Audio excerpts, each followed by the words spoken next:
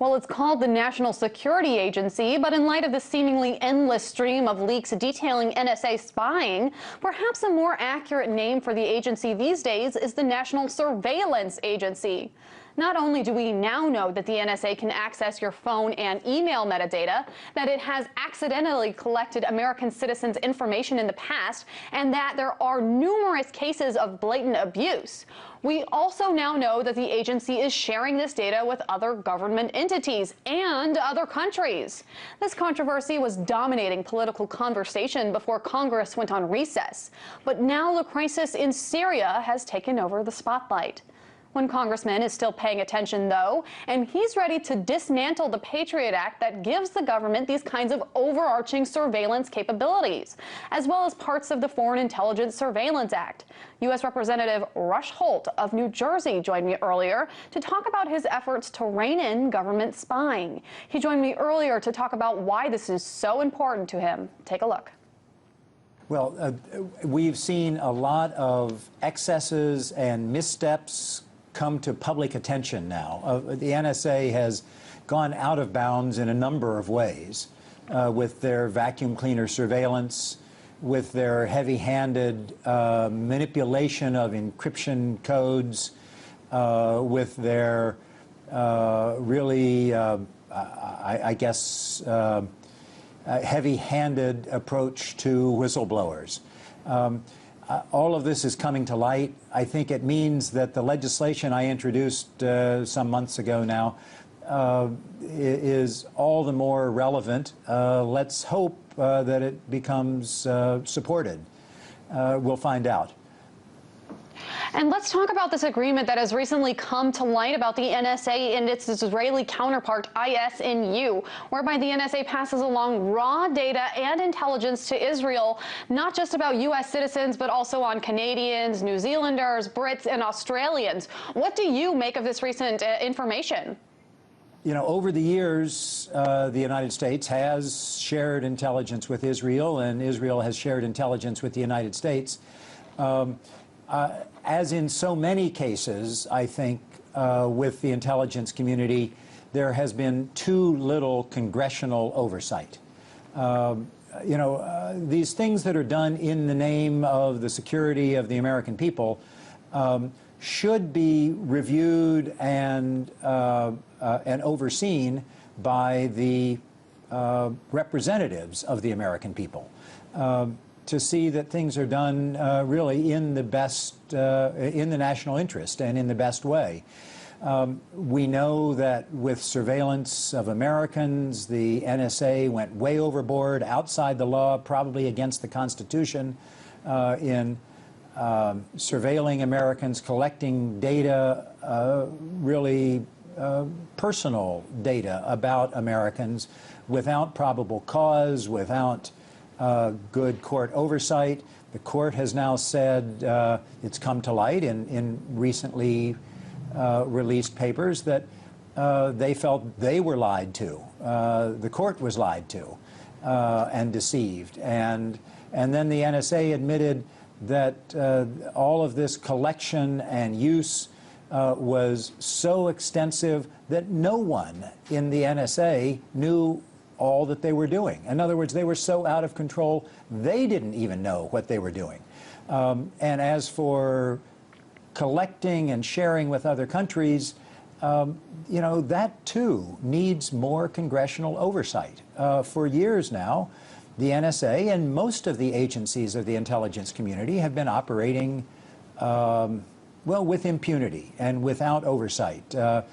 And they've gotten what they wanted because they said it's in the national interest, and so they get lots of funding and a free hand to do whatever they want to do that they believe is in the national interest, only to discover some years later, only for the public and the representatives to discover some years later, it's not necessarily in the national interest. Collecting on Americans, certain kinds of sharing of intelligence. And, I haven't even really addressed the matter of encryption. The NSA has, over the years, had a responsibility. One of its responsibilities was to see that communications within the United States can be carried out securely. So when the president wants to use the phone on Air Force One, that the phone conversation won't be stolen by someone else.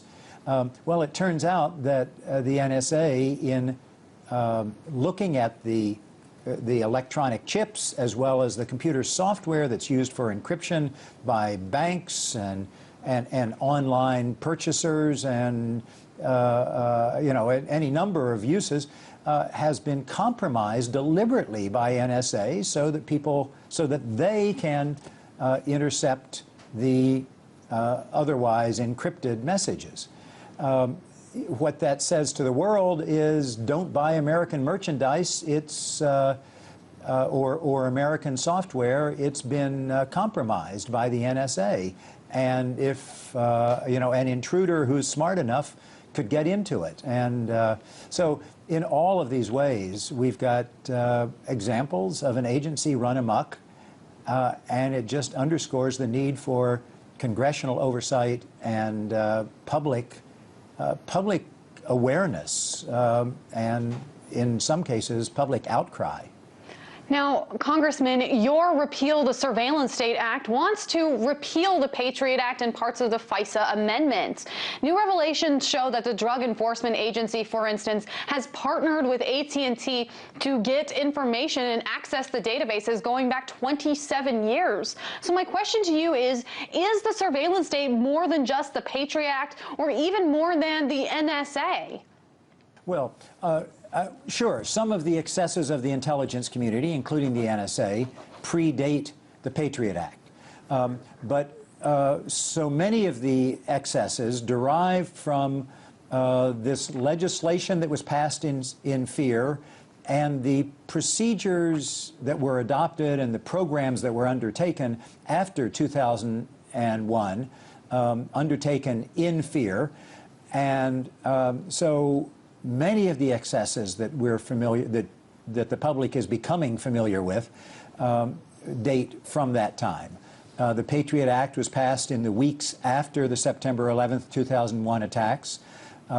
It goes way overboard in a number of ways, not just in what the NSA thinks it empowered them to do. The FISA Amendments Act, which I would also repeal in the legislation that I've introduced, came some years later, but it has also been used as the justification for these excessive practices by the NSA. Both of those were supposed to have sunset provisions. In other words, recognizing that they were passed in an urgent manner, and that therefore they might not be right, there was intended to be a sunset so that they would expire, and then we could take another look at what needed to be done. Congress really didn't handle that sunset, those sunset provisions right. So my legislation essentially does what those sunset provisions should have done.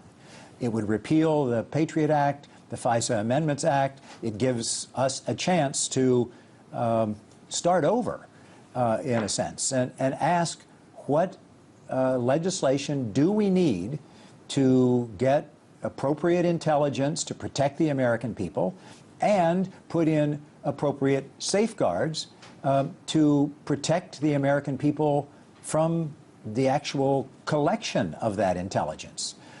And to make sure that those who are collecting the intelligence and enforcing the laws do it in a smart way. The whole point of the Fourth Amendment is not just to protect some civil liberties niceties, but to make sure that those with this power to surveil and to enforce, to make sure that they go to an independent person, a judge, and demonstrate that they know what they're doing, so that we can have better security practices. Anyway, as you point out in your opening comments, the climate has changed in the country. I believe it has changed in Congress.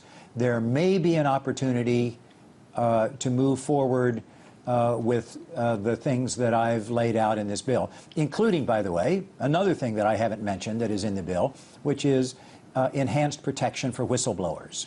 We've seen now again and again over recent months things that the public should know, that legislators should be overseeing, that we would not have known, that Congress would not be dealing with had it not been for leaks and whistleblowing. So we need those protections. Absolutely. Congressman Rush Holt, thank you so much for weighing in and for bringing us your insight. That's U.S. Representative Rush Holt from New Jersey's 12th District.